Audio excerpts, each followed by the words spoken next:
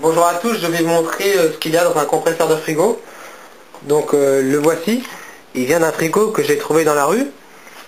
J'ai commencé par le démonter, j'ai coupé tout le tour qui est en acier avec une meuleuse d'angle. Ça n'a pas été facile. Et voici l'intérieur. Tout à l'heure je l'alimenterai en branchant la prise du frigo. Pour que ça marche, j'ai court-circuité deux fils qui correspondent au thermostat intérieur. Ça me permettra de pouvoir le faire tourner en permanence sans qu'il soit influencé par la température.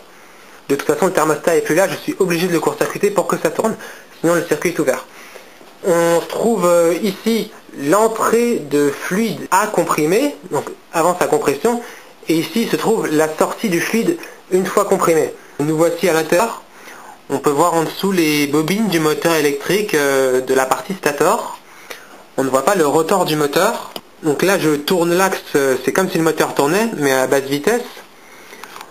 On voit que c'est à peu près construit comme un moteur de voiture, sauf que ça fonctionne à l'envers. Quand je tourne l'axe, on peut voir un vilebrequin avec son contrepoids actionner une bielle, ce qui fait monter et descendre le piston dans la chambre de compression. Là le piston monte. Là il redescend, là il comprime, et là il ressort. Tout ce bloc mécanique est installé sur ressort, vous voyez, il y a 3 ressorts, 1, 2 et 3. Au fond, on voit une réserve d'huile. Alors il y en avait beaucoup plus en fait à l'origine. La sortie du fluide comprimé, se trouve ici, pour se retrouver par la sortie à l'extérieur que j'ai montré tout à l'heure. Alors l'entrée n'atterrit pas directement dans la chambre de compression, elle atterrit dans tout le bloc en fait. Donc tout ce qui entre là se retrouve par-dessus la partie mécanique avant de rentrer par ici, la vraie entrée dans la chambre de compression. Je vais vous montrer que le compresseur fonctionne. J'essaierai pas trop longtemps parce qu'il n'y a plus beaucoup d'huile sur la partie mécanique, donc ça pourrait poser un problème. Le moteur pourrait forcer. Pour l'essai, j'ai pris la sortie du fluide comprimé. Donc ce sera de l'air, puisque le fluide frigorigène s'est échappé au moment du démontage. La sortie, je l'ai plongée sous l'eau, dans une bouteille. Et là, je branche la prise. Et on voit des bulles qui apparaissent. Donc ça fonctionne. Maintenant la mécanique. Voilà. C'est assez particulier comme compresseur puisque, si j'ai bien compris, le fluide frigorigène est mélangé à l'huile de lubrification. Donc malheureusement, quand on fait travailler le compresseur, ce qui sort, c'est de l'air mélangé à de l'huile. C'est pas du tout pratique pour gonfler quelque chose, par exemple un pneu ou une bouée, je sais pas.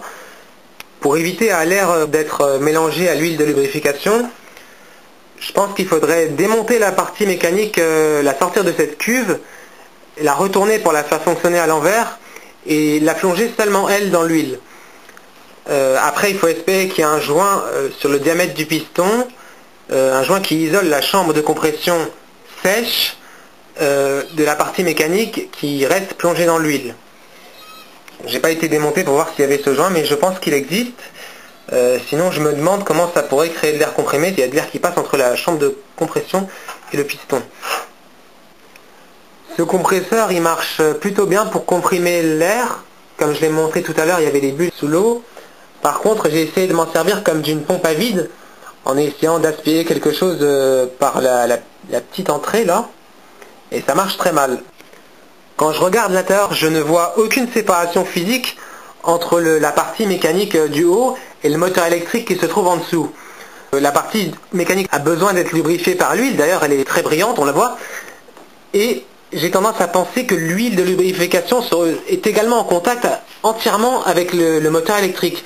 Donc imaginez l'huile en contact avec le rotor et le stator du moteur. C'est assez particulier. Je le branche. Il est intéressant de noter la différence de bruit entre un frigo normal et le compresseur tout seul mais ouvert.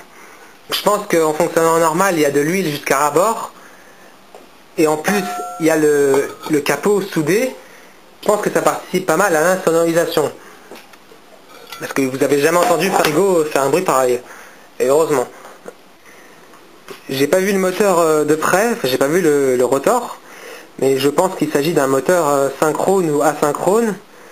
Étant donné le nombre d'heures qu'un frigo fonctionne, il est impensable que ce soit un moteur à balai, enfin un moteur universel avec des balais qui sont à changer après un certain nombre d'heures de fonctionnement. En plus, je rappelle que la cuve noire est totalement hermétique quand le couvercle est en place, donc il est impossible de venir changer des balais ou d'intervenir sur le moteur.